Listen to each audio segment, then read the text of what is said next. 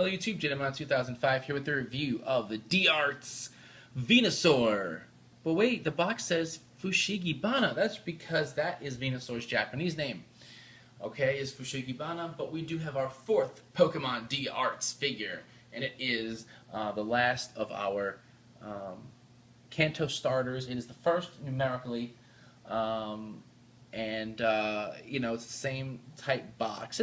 I do like him a lot. It's not as much of a favorite as Blastoise, but I do kind of like him. He is the first, you know, dual type that you get, and that's a thing. In any case, the box is green, just like Charizard, Blastoise are red and blue. His is in a green box with him on it. It says D-Arts Fushigibana, both English and the Japanese, as Pokemon D-Arts. Got the green ring around it. Top of the box says Pokemon Fushigibana. We see the silhouette with the Vine Whip. On the side of the box, the same thing. Right, name and silhouette. Name and silhouette. On the back, we see him doing his Vine Whip. Him from different poses. The Pokeball stage he comes with, which I don't know why, because he's huge. And then him from like a top angle doing Vine Whip. So let's get him out.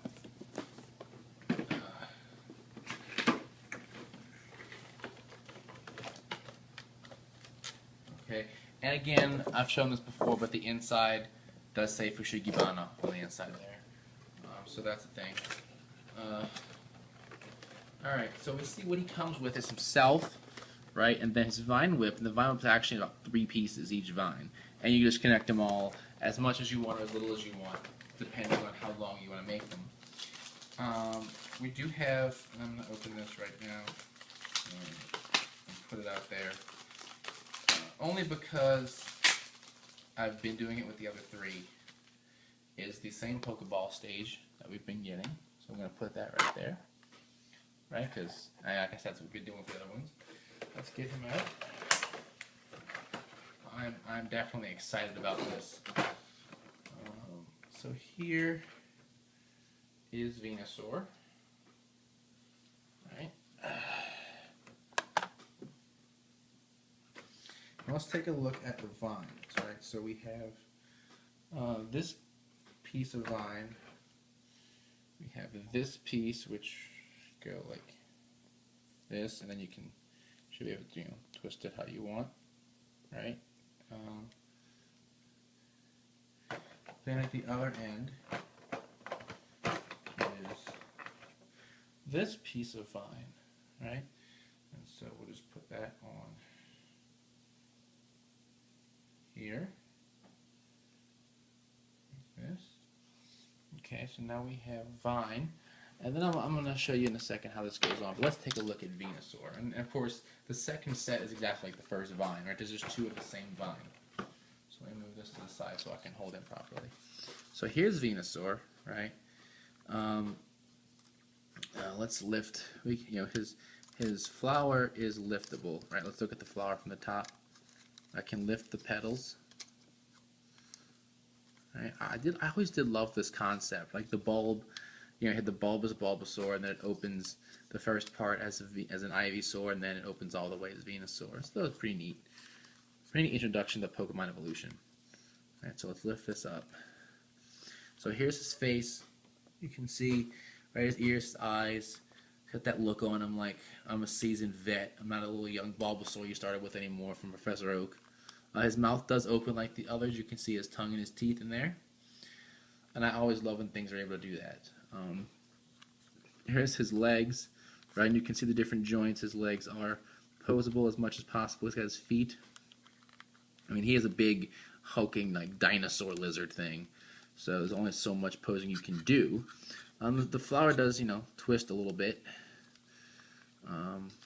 So that's pretty cool. You can put it in different, you know, pose the petals different ways, and like he's sad or something, different things like that. He does have body segments to kind of, I think it does move a little bit. You can even, if I wanted to, I can actually stand him up, and he's like, you know, standing up on his hind legs, which Venusaurs, if you read the Pokedex, and they lose the ability to do as they evolve. Ivysaurs can do it. The original sprite for Ivysaur is actually him up on his hind legs. I kind of didn't like that one very much, to be honest. It looked kind of derpy. But there is that ability. And then if you look, let me turn this. Let's see if you can see it. Up under here is actually where the hole is. There's one on the other each side to connect the vines. So let me see. Well, that went flying. I mean, do I actually have to take the plant off? Oh, look, the plant will actually come off, right? And it makes it a little bit easier. This is what a naked Venusaur looks like, guys, if in case you were wondering. When your Venusaur's had too much to drink and is out at the bar and gets seduced, this is what happens. No, that's weird and uncomfortable. All right, so there's Venusaur.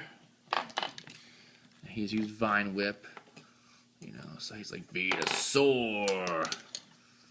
Soar. All right, now let's go ahead and put this back on.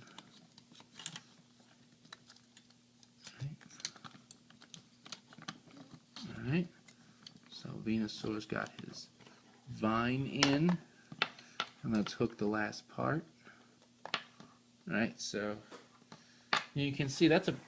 Let me slide it back. That's a pretty long vine.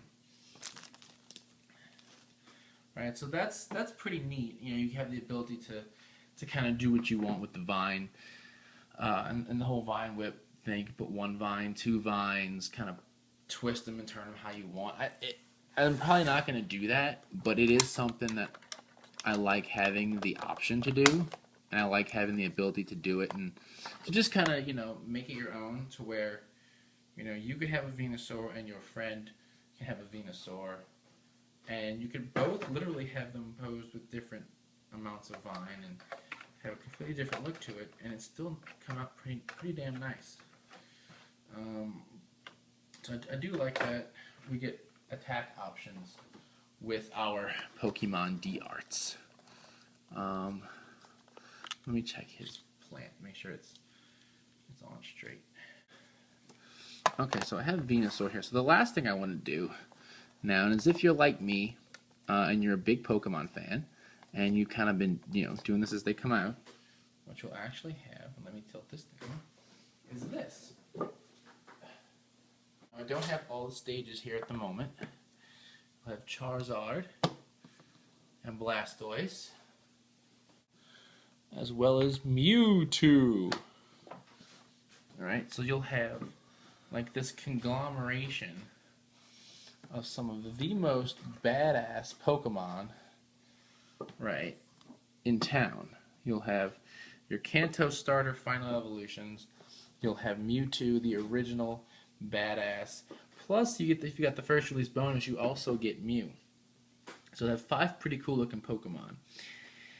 And in case anyone's noticed, right, your 4 main guys here, Mewtwo and these 3 in the front, all have Mega Evolutions in Pokemon X and Y. So that's just kind of something to throw in there. But this is what we have so far in the D-Arts line of Pokemon. Hopefully, and I do mean this, hopefully we do get more. I would love to see the other starters. A Meganium, Feraligatr, definitely Typhlosion. You know, Blaziken, Sceptile, Swampert, Empoleon, Torterra, Monferno, Emboar, Serperior. Ooh, Serperior would be really cool. Big snake. And the water one. Samurott. I'm like, I know something else. Plus, any of the other guys that, you know, are pretty... LLC's made Pokemon possible. Maybe a Lucario or something. But seeing that we have this 4-legged guy come out so good in Venusaur, you know, makes me feel good if they did something like a Meganium. Like, okay, well, you know what? It doesn't have to be a 2-legged figure to be good. It can be a 4-legged critter and, you know, 4-legged Pokemon creature and still come out as a pretty good figure. So hopefully, if we give them much support and much love, Bandai will come out with more for our D-Arts line, and we can have some pretty epic Pokemon to put on display. So anyway, I'm stop rambling so we can end this. Until next time, check out the podcast, RiseRangersandRambles.com, bringing you the latest Toku news in the craziest way possible, plus lots of fun Pokemon discussions because we love this shit. Probably just as much, if not more, than we do Toku. As always, thumbs up, comment, subscribe. I'll see you guys next time. Bye.